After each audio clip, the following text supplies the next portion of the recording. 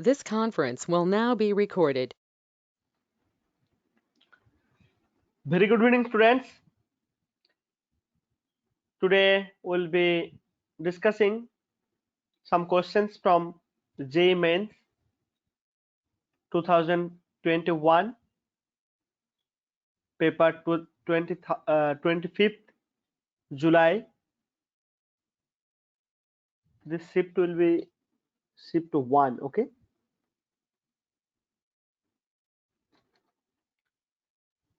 So the question paper, which was actually on 25th July, first shift.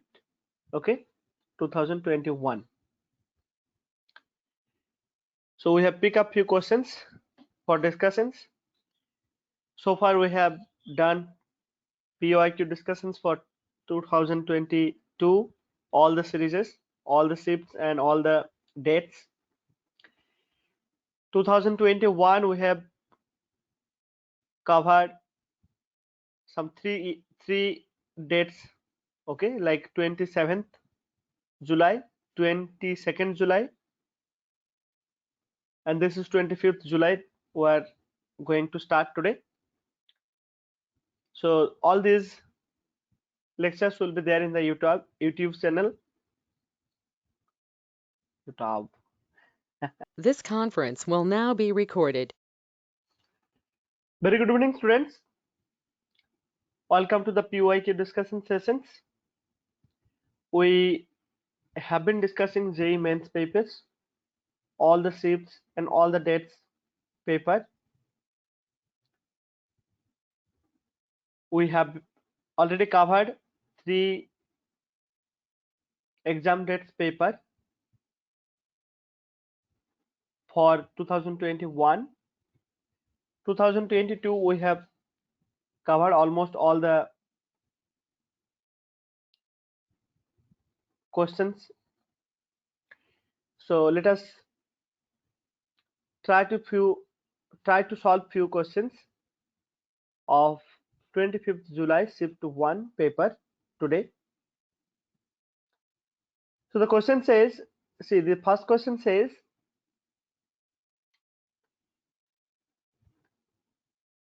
This conference will now be recorded.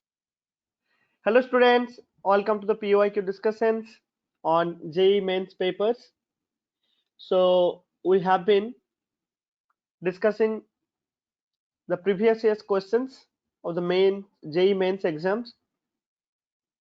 We have already covered 2022, all the papers. We have covered few papers of 2020 as well. Now we are discussing the questions from JEE Main 2021. We have already covered 27th July paper, 22nd July paper,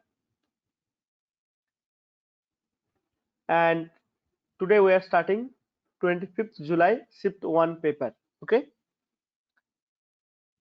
All right. So let us start our discussions for today. So this is the first question. The first question says that the Young's double slit experiment,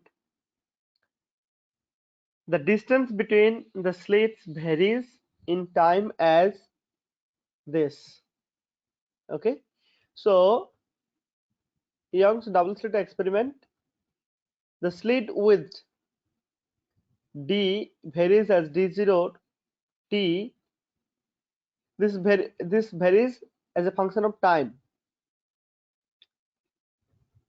a0 sine omega t. So it varies even periodically with time. Okay, where d0 omega and a0 are constants, the difference between the largest fringe width and the smallest fringe width obtained over time is given as lambda d by d0 plus a0, or lambda d into a0 divided by d0, or 2 lambda d a0 divided by small d0 square minus a0 square, where a is this constant D actually is the D0 is the slit width at time t is equal to 0, and fourth option is given like this. So you have to find out the difference between the largest fringe width and smallest fringe width. Okay, so we have to find out the difference, right? Difference between fringe width, largest and smallest. So let us first write down the expression for the fringe width itself.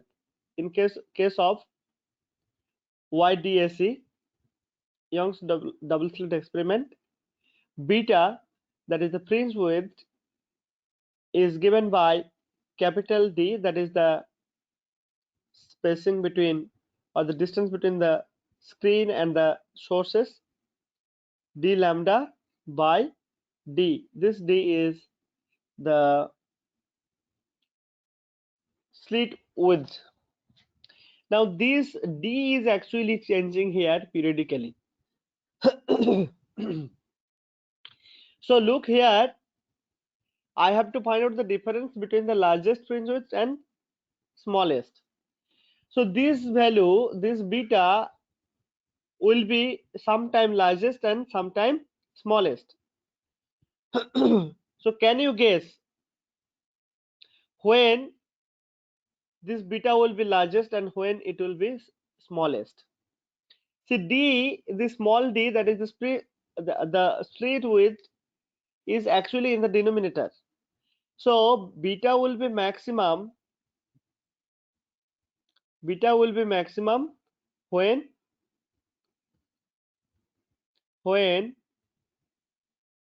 d is minimum, right? When d is minimum, d is equal to d minimum. Similarly, beta will be beta minimum when d is equal to d maximum, since it is in the denominator in the expression. So look, from this function, given function, what is the maximum value of d? What is the maximum value of d? The maximum value of d will be, see, d naught plus a naught. This will be the maximum value. Okay, that means sin theta is equal to 1. But when sin theta is equal to -1, that time this d will be actually, or the slit width will be minimum. So I can write this minimum and maximum, and thus we can find out the expression for the largest beta, largest, okay, minus smallest. Okay, this is the parameter I have to find out, or this is the answer I have to find out. So let us write down the expression directly. Beta largest or beta maximum, d lambda by d naught minus a naught, right? What will be the smallest? Smallest will be when the d will be maximum, small d. So I'll write small d naught plus a naught. Excuse me.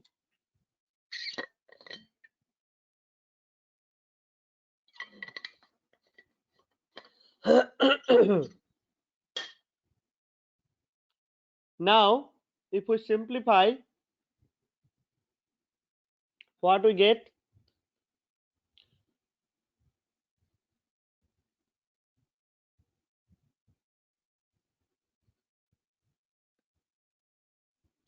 So d lambda, that will be common. So what will be there?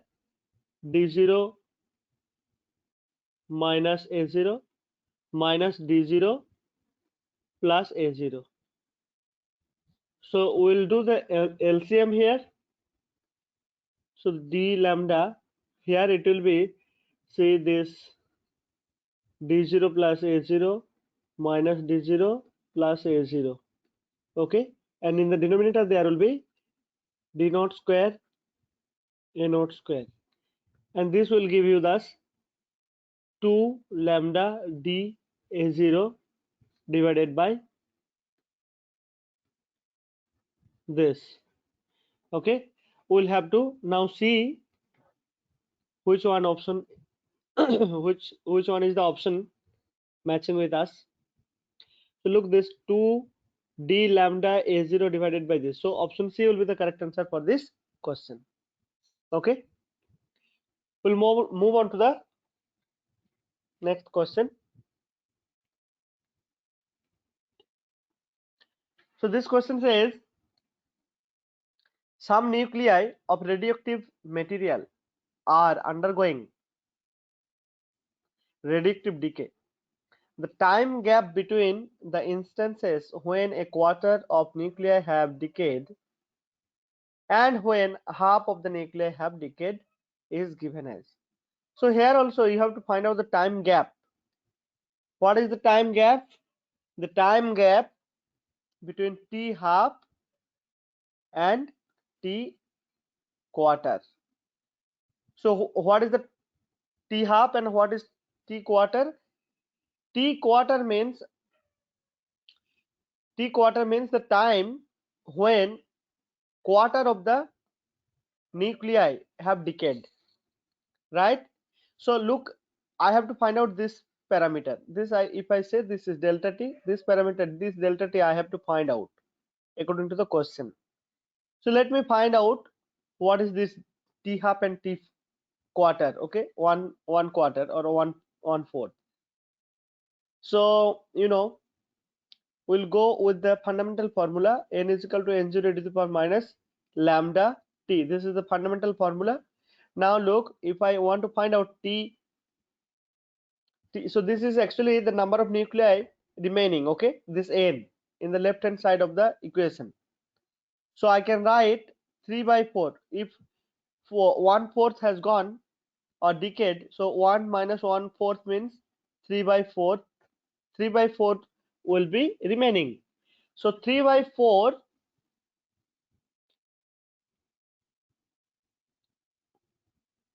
n0, 3 by 4 of n0 is remaining, and here it is n0 e to the power minus lambda t 1/4. Okay, so this n I can cancel out, and then I can write ln 3 by 4. First let us write, so I'll get minus lambda t 1/4. So from there I can find out t 1/4 is equal to ln 4 by 3 divided by lambda. So we have got what is lambda 4, and lambda half we know, right? We don't need to do all those things. We will directly write what is t half. T half is equal to ln 2 divided by lambda. This we know. Now I have to find out delta t. Delta t means t half, which is the greater time, minus t 1/4. So this will be, then see 1 over lambda common for both, ln 2 minus ln 4 by 3. Okay, 4 by 3. See this ln a minus ln b means ln a by b.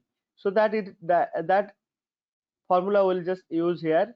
So ln a by b. So this is a and this is b. So a by b, this one divided by lambda. Or if we further simplify a bit, so you'll get ln 3 by 2 divided by lambda. Okay, so look this up answers. So first answer itself is matching with us. So this is the first, like this is the answer for the question. Now let us go to the third question. What is this question saying? This question is saying that two billiard balls of equal mass of 30 grams strikes a rigid wall with the same speed. Speed and velocity is different, so same speed. Magnitude of the velocity is speed. So there are two balls, as you see. This is ball 1 and this is ball 2, or this is ball A, this is ball B. There are two balls. So two billiard balls, they have equal mass. They are actually striking against the digit wall with the same speed 108 kilometer hour. Okay, I think this should be kilometer per hour. Yes, kmph. Okay, kmph means kilometer per hour. But see, in both cases, so ball A is actually not like it is not incident inclined manner. It is actually directly hitting the wall. But in case of ball B, it is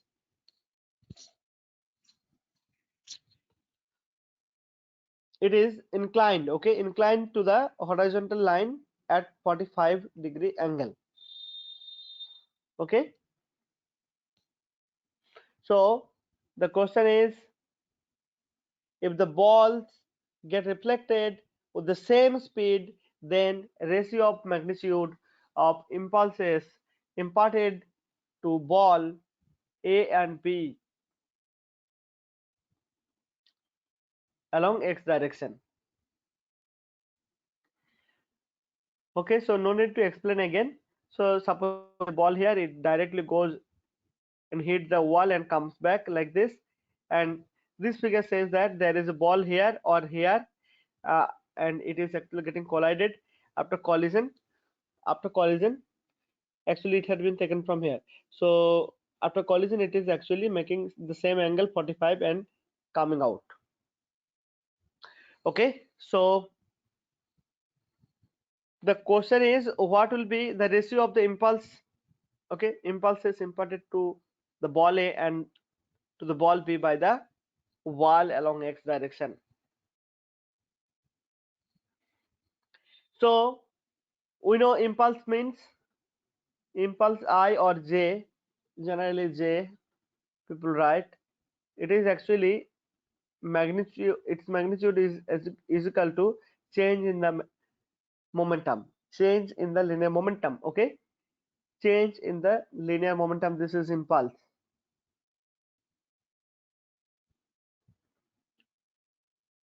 Okay, so in the first case, if you look, while moving, what was the momentum? This was momentum in the, like, towards the, I can say, positive x-axis. But when it is coming back with the same speed, it is coming with the same speed as well, so it will have same momentum. That is true, but it will be along, okay, along negative x direction. So what is the change in the momentum here? So it will be actually 2mu.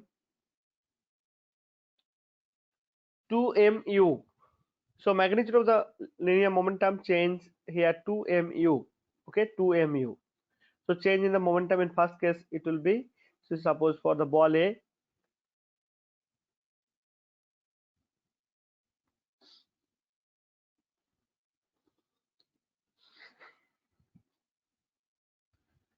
two mu. And what about the ball B? Here you look, there will be two components. One will be going and hitting, another one will be always in the downward direction. For this case also, you look here, there will be downward direction and there will be a component along the axis. So these two guys will see, will not consider here these two guys. Okay, so we have got JA 2mu. But this, you look here, it has a component along this direction, so that component I have to take. Okay, so that component is actually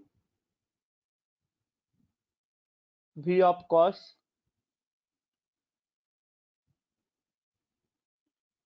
So V of cos 45 degree, V of cos 45 degree. Okay, and while going back also, it will have the same velocity, V cos of 45 degree.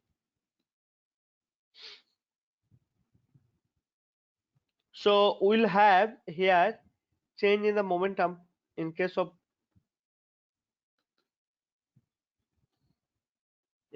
billiard ball. B is C mu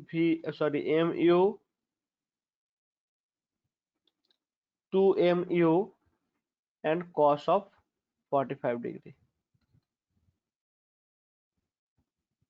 Okay, so this is actually m root 2 mu.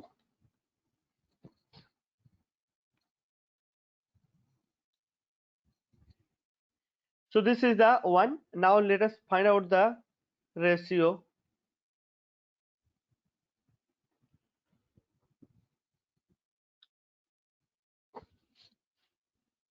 Sorry, this is only 2 mu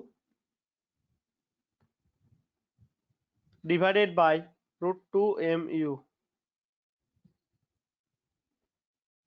So this is actually square root of.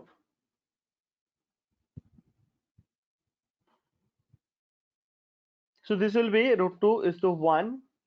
So yeah, so JA is to JB is equal to 2 is 2 root 2 is to 1. So the correct option will be the first one. Okay. All right. So there is a handwritten problem. This is problem from the same paper, but due to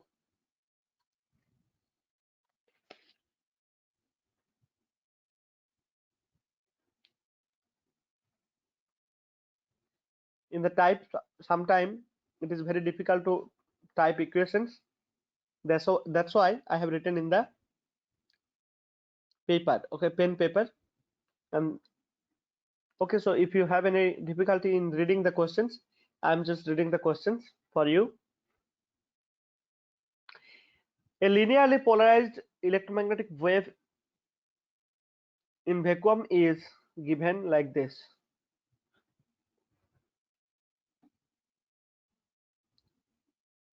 A linearly polarized electromagnetic wave in vacuum is incident normally on a perfectly reflecting wall at a distance z is equal to a. Choose the correct option. Here you have to find out the correct options. So what are given? Frequency given,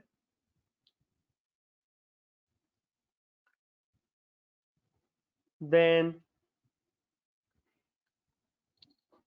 transmitted ray, information about transmitted ray is given, reflected ray is given, and wavelength of the wave is given.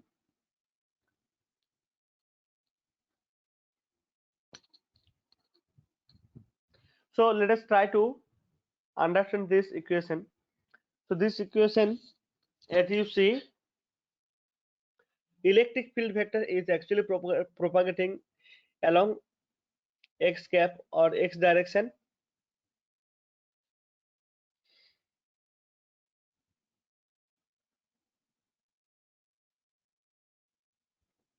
Okay, so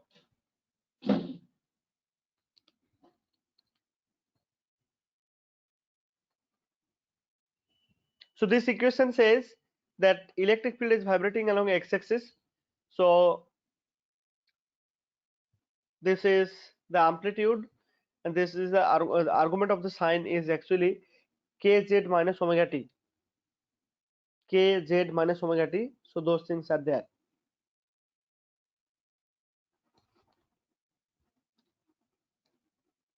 Okay, so the first question says frequency of the electromagnetic wave is given this. So you have to check from here. This is actually omega into t. So omega is equal to 2 pi f is equal to 5.4 into 10 to the power 6.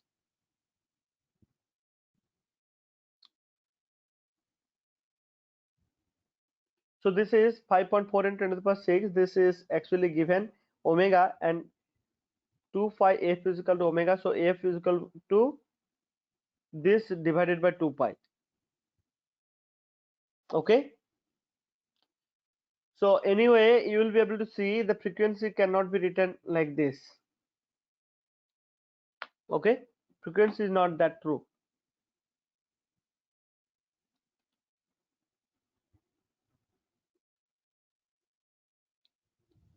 Now the second option is the transmitted wave will be.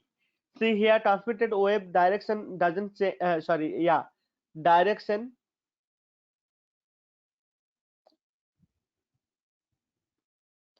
does not change. Frequency also will not change, but what changes is the amplitude or the fraction it goes or passes through the transmitter.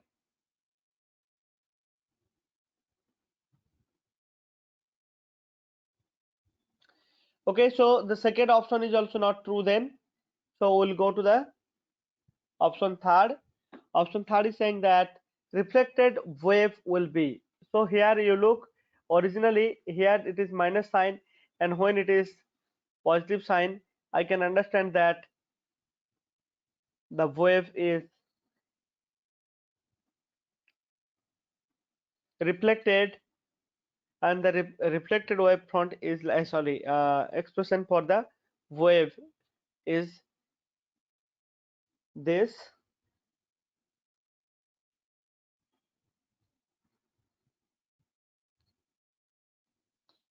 Now, so this is actually true somewhat, but what about this one?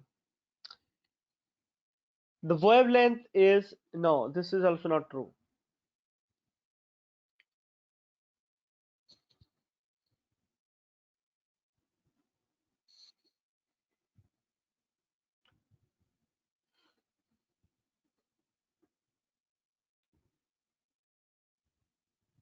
So the C or option third will be correct for this question.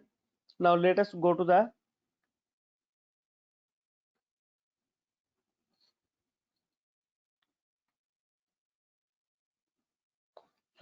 next question.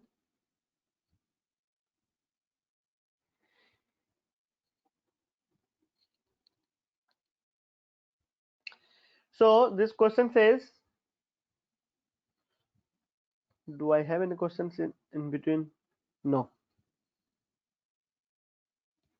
This question says for a gas, Cp minus Cv is R, that is given,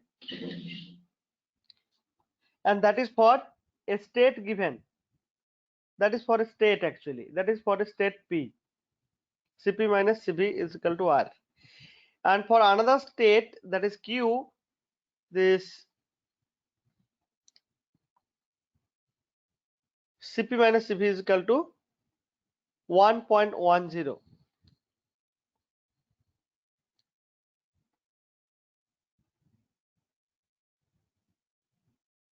So Cp minus Cv is equal to R in one case when temperature is T, second case when temperature is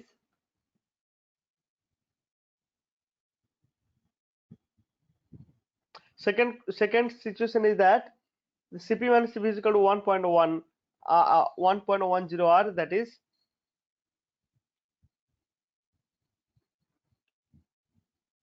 in the Q state. Now Tp and Tq are the temperatures in two different states P and Q respectively. So you have to find out the temperatures Tp and Tq.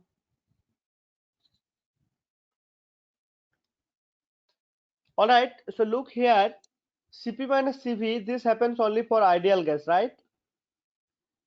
Only for ideal gas this happens. For real gas it happens like Cp minus Cv is equal to 1 point.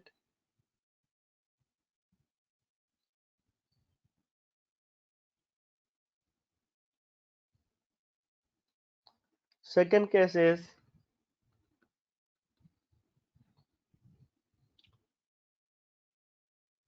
I don't know, this is actually 1.10.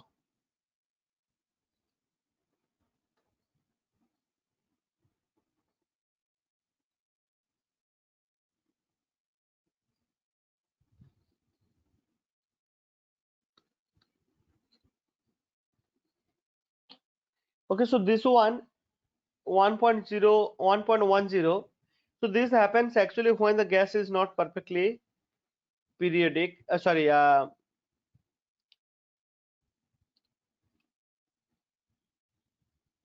So Cp minus Cv is equal to R for ideal gas. Okay, and this ideal gas will behave as like it will not interact with any other, or the gas molecules will not interact with any other at high temperature.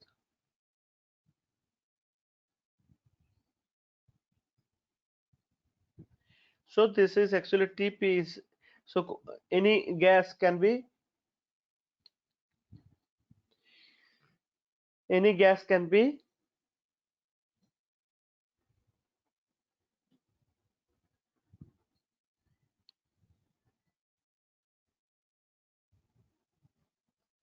so this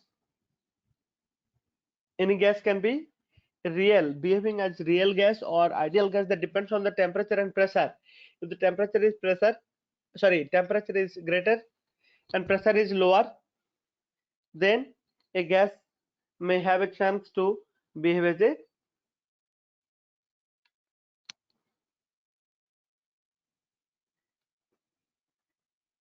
real gas or ideal gas. Okay, so we have found out the formula or the concept here. So here look, this Tp temperature of that state and Q is the temperature of that state. Okay, when Cp minus Cv is equal to 1.10 R. Alright, so in this case I can say that this is actually for ideal gas.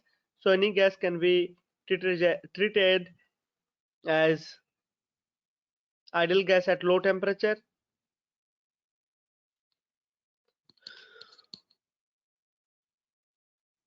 sorry, high temperature and low pressure. So this is actually greater than TQ. This is the answer actually. Option C will be the answer.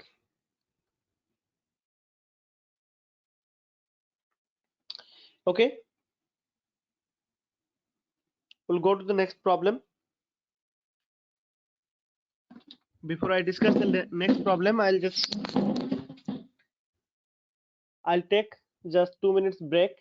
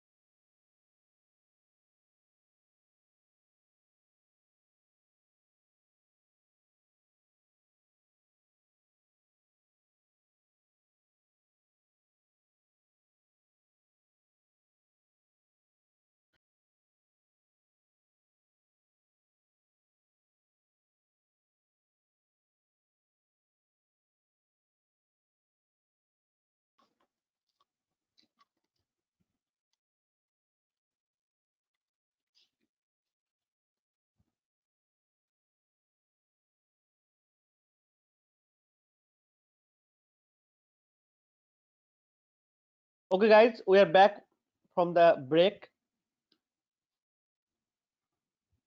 So let us solve another question.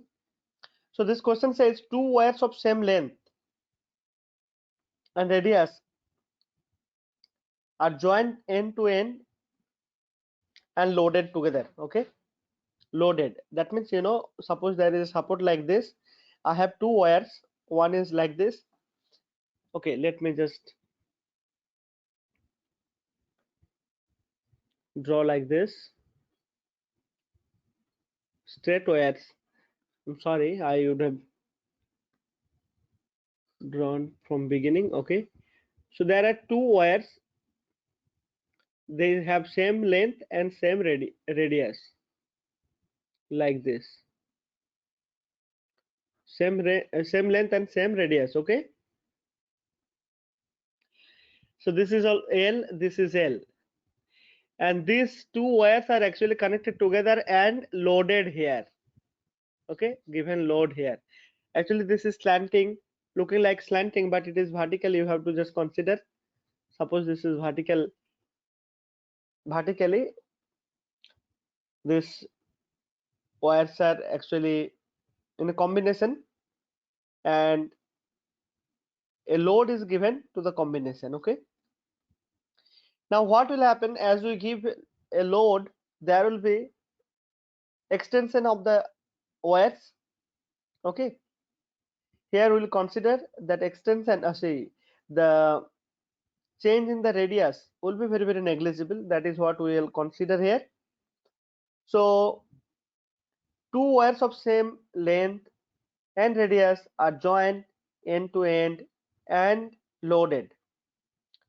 The Young's moduli of the material, so the materials are actually different. Okay, that means Young moduli will be different for them. Suppose this guy has y1, this guy has y2. The combination behaves as a single wire, then what will be the Young's modulus? That means you have to find out equivalent Young's modulus, which is y. So how to find out that? Let us write this general formula: y is equal to F by A divided by delta L by L. This is the strain, this is the stress, right?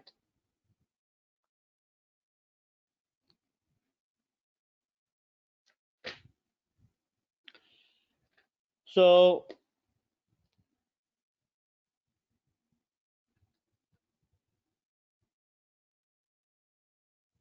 now look one more thing.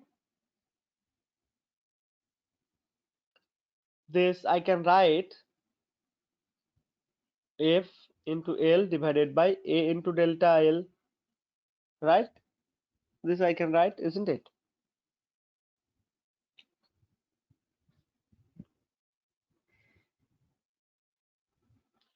Now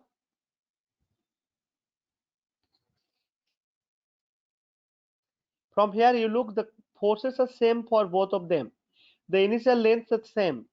This area also remains the same, suppose. So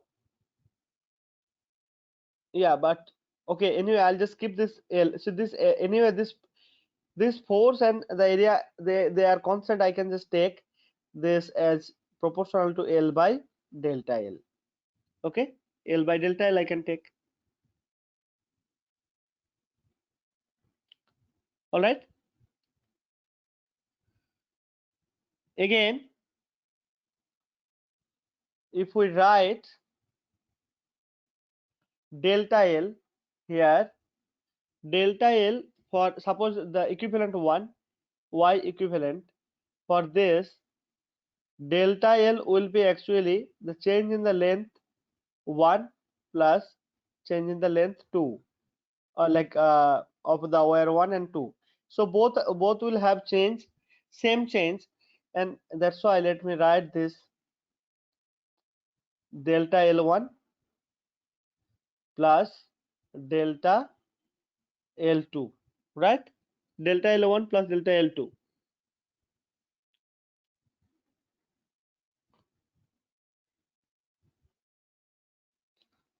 So from this equation, if I write this equivalent, so this will be actually F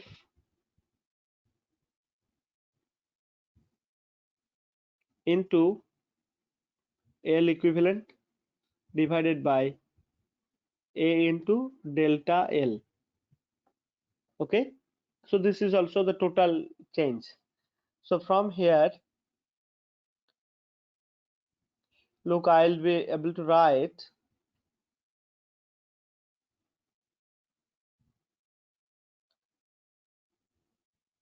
delta L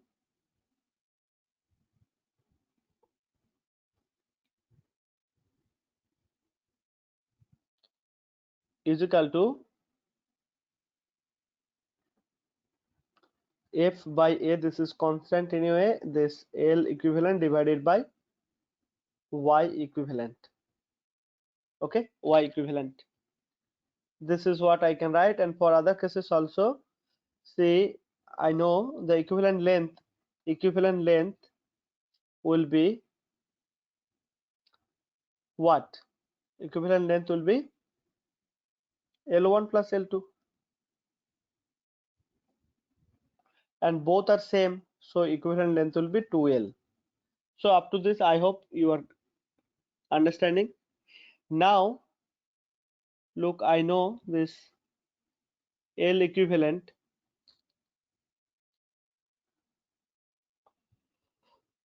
is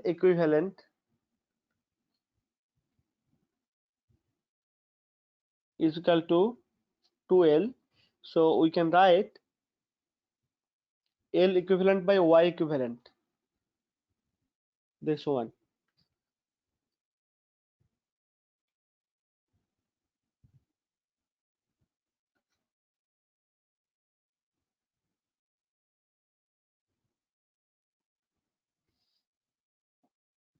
This will be again, that means from here actually, so kind of this actually, this is constant, right? So I'm just taking the ratio, so you'll have for the combination L1 by Y1 plus L2 by Y2. Okay, now see, equivalent is 2L here, this is Y, and this L is L, this is Y1, this is also L, this is Y2, so L will be cancelling from both left and right hand side. Here it is 1 over L, see, Y1 divided by 1 over Y2, and if you do the LCM and find out what is Y,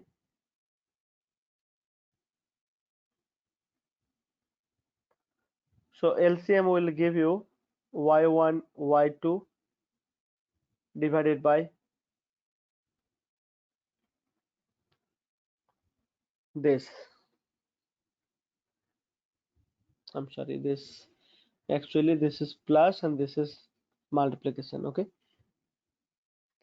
but if we reverse them, then we get Y is equal to Y is equal to Y1 Y1 Y2,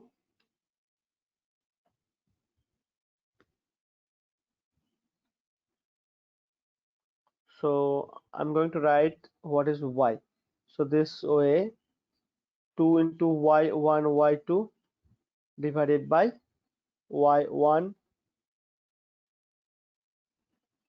Okay, so you can see this will be the answer, 2Y1 Y2 divided by Y1 plus Y2.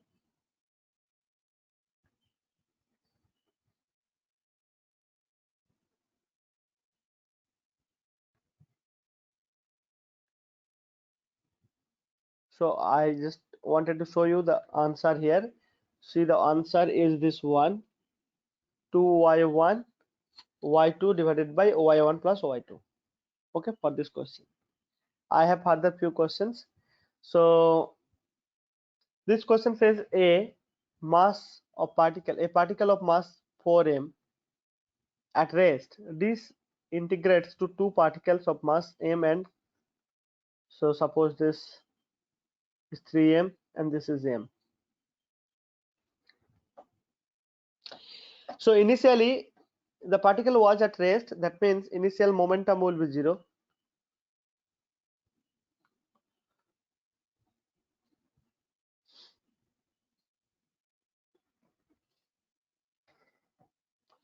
Okay, so the question is, okay, so let us read one more point here in the question.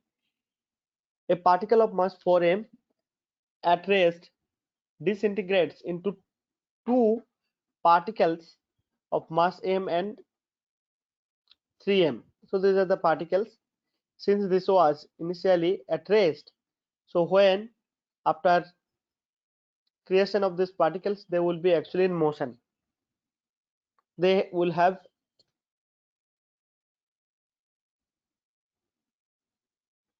so this two will have actually momentum, but just to have linear momentum conserved, both the object will move in the opposite direction, okay, in the opposite direction, such that the momentum becomes same. I don't know what is the velocity of this 3m, let us say v1, and for this let us say v2, mv2, okay, but anyway this 3m v1 is exactly is equal to mv2, okay. So I have to find out what is the de Broglie wavelength. De Broglie wavelength is actually de Broglie wavelength lambda is equal to h by p. If this p is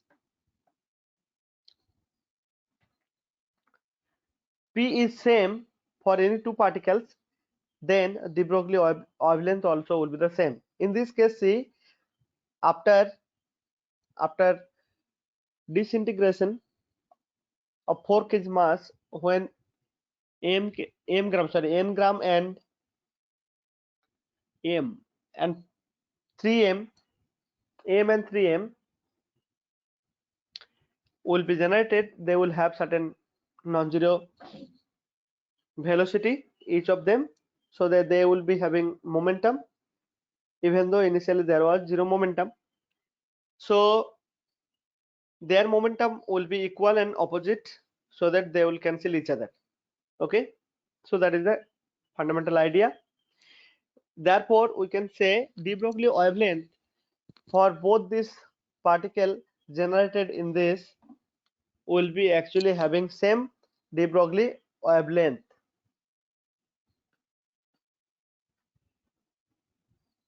So if you take the ratio d lambda, sorry, lambda d for m divided by 3m, this will be same actually, 1 by 1, that is 1 is to 1. So option C will be the correct answer for this question.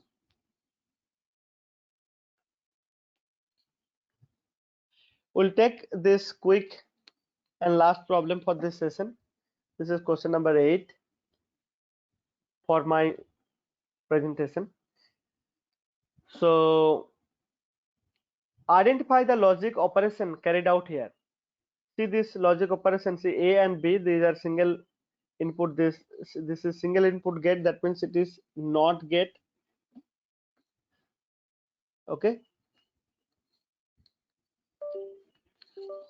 Actually this is NAND gate, you can see that, but single output, sorry, single input. You can have here A is high. If A is high, then here you get A bar. Here if A is high, here also you will get A bar, okay. So this bubble actually is meaning that.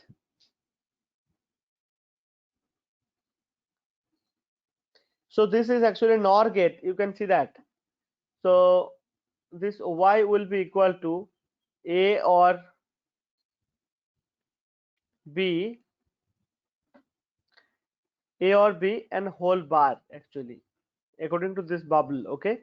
Since this bubble is there, whole bar I have to give. So look now, according to De Morgan's theorem, it is y is equal to this, or y is equal to A dot B. So this is actually one AND gate, okay, AND gate.